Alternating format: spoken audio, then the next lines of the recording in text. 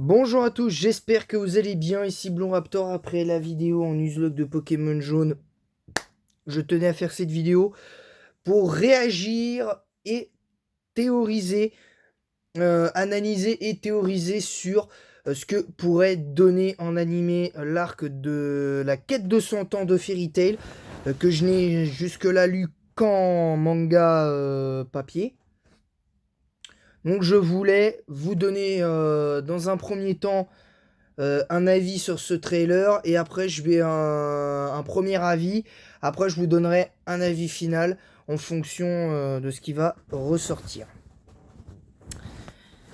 Donc en gros on apprend par le site Crunchyroll que le créateur de du manga Fairy Tail, enfin même de ceux qui ont produit l'animé Fairy Tail vont l'adapter officiellement en animé. Alors quand, je ne sais pas encore. Est-ce que ce sera pour 2022, en milieu d'année 2022 ou en début 2023? Je pense qu'il va falloir un petit peu de temps pour l'adapter en animé, à moins qu'ils adaptent une première partie en animé en version originale. Je pense que tout l'arc sera adapté en animé au Japon d'ici quelques mois, je pense. Mais pour la France, je pense qu'il faudra attendre à ce que ça arrive en France, mais surtout doublé en français. Si c'est doublé en français également, je pense qu'il faudra attendre allez, vraiment toute fin 2022, voire début 2023. Le temps, voilà, avec cette réglementation, moi que je trouve incompréhensible à ce niveau-là, mais bon, maintenant c'est comme ça. Bref. Euh... Ce que je voulais dire, c'est que mon premier avis sur déjà la bande-annonce qui annonce sur le site Crunchyroll l'arrivée au niveau de l'animé, la quête de 100 ans pour Fairy Tail, l'arc de la quête de 100 ans. Bah, mon premier avis, c'est que... Oh. Donc, je disais, mon premier avis, c'est que j'ai peur. Dans le sens où, franchement, l'arc de la quête de 100 ans en manga papier, il est juste... honnêtement, raté. Pour être poli, je vais dire qu'il est raté parce que très franchement, y a rien qui va. Il y a rien qui va. Il y a des personnages qui se font dans le manga papier possédés par quelqu'un qui possède un personnage qui possède une magie de contrôle de cerveau et il se laisse manipuler comme ça sans faire quoi que ce soit.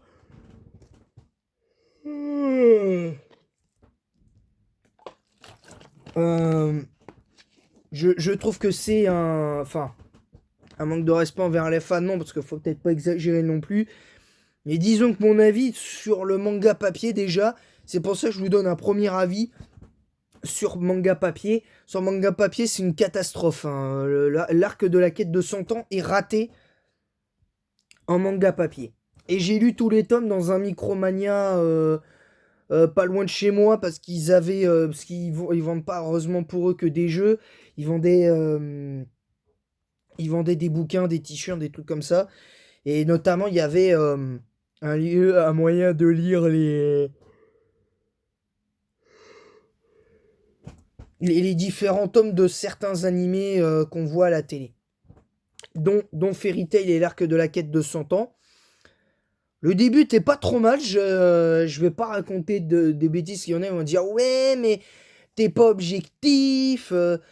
Oui c'est vrai, je ne suis pas objectif et je ne prétends pas être objectif dans cette vidéo, donc calmos les gars.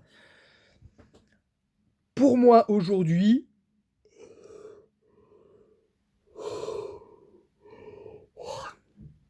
pour moi aujourd'hui, ce qui m'a un petit peu déçu dans cet arc, c'est justement ce passage à lui seul où les personnages dans le manga papier, un de ceux-là se fait posséder pendant que les autres sont en train de faire leur quête. Ils se font attaquer par des Dragon Slayer qui sont encore plus forts que ce qui était prévu de base.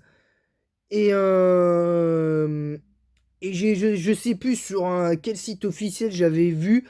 Normalement, l'arc de la quête de 100 ans ne devait pas se baser là-dessus. Enfin, j'espère qu'il y aura quelqu'un pour me reprendre, un fan de Fairy Tail pour ça. Je peux me tromper, évidemment. Mais je sais plus sur. Je me demandais pas la source, je ne m'en souviens plus. Mais c'était sur un des nombreux sites officiels qui hébergeait Fairy Tail, Dragon Ball, tout ça. Et visiblement, c'était pas prévu de base qu'il y ait des. Il y avait une attaque de la guilde, ou. Enfin, si, il y avait une attaque de guilde qui était prévue. Mais. Bref, je sais pas. C'est compliqué. Ouh. Il y avait plein de paramètres. Et évidemment, les paramètres ils se sont tournés vers un autre choix, alors qu'il peut peut-être être mieux adapté en animé, mais ça, on va y revenir. Donc, le manga papier, 0 sur 10. Voilà, déjà, ça, c'est clair. Là, le manga papier, on va le noter sur 10.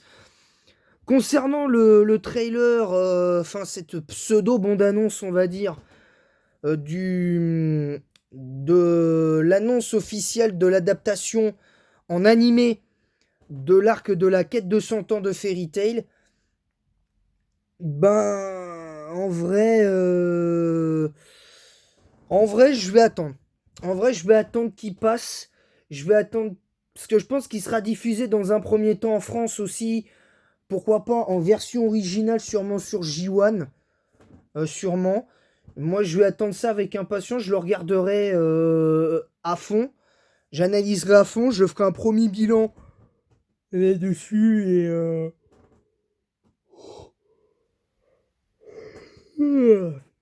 Et voilà.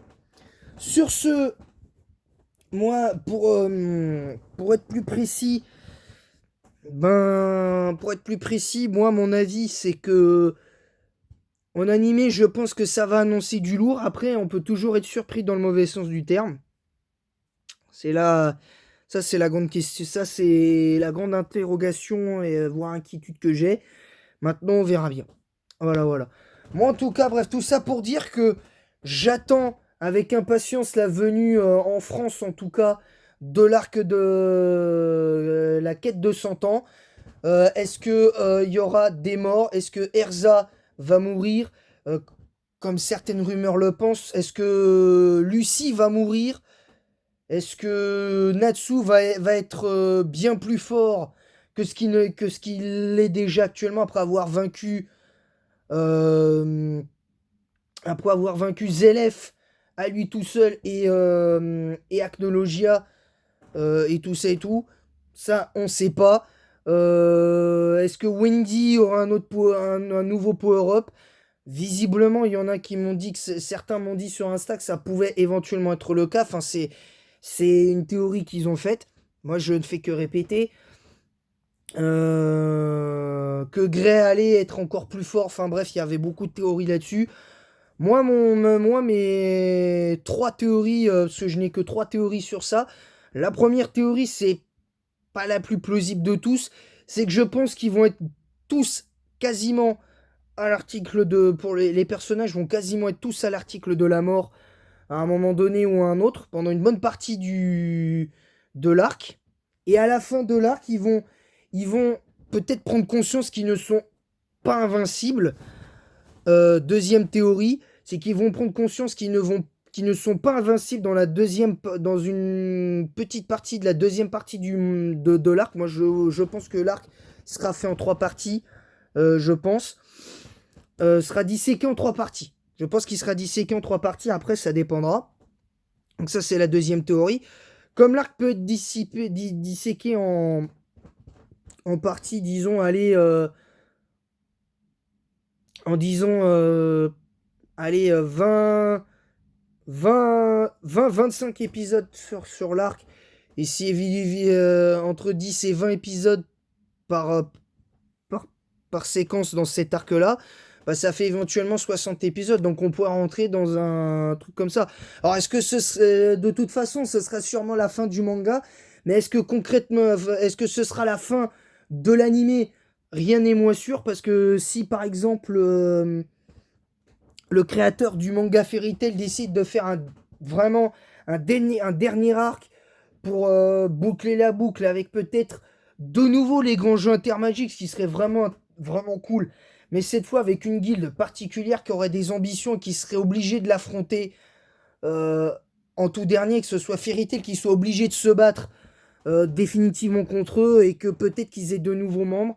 Je pense à Meldy, à le grimoire de l'ancienne guilde de Grimoire Art, que Jelal soit enfin officiellement dans la guilde de Fairy Tail, ce qui pourrait être intéressant.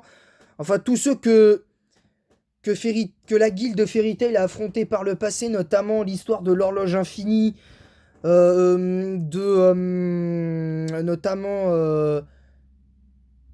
l'histoire du Nirvana, et tout ça et tout, ben je pense que concrètement, on pourra arriver à peut-être, pourquoi pas, un mélange de ces mages-là qui pourrait, je l'espère, arriver. Et ça, c'est...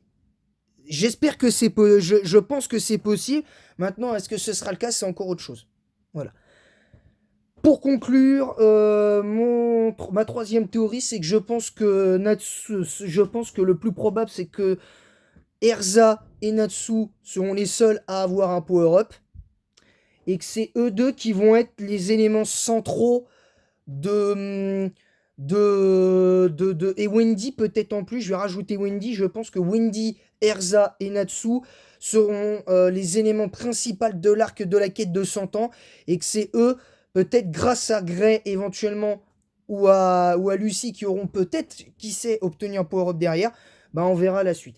Voilà, c'est tout pour moi, je vous laisse très vite, j'espère que cette vidéo vous aura plu, et en attendant la prochaine, à bientôt tout le monde.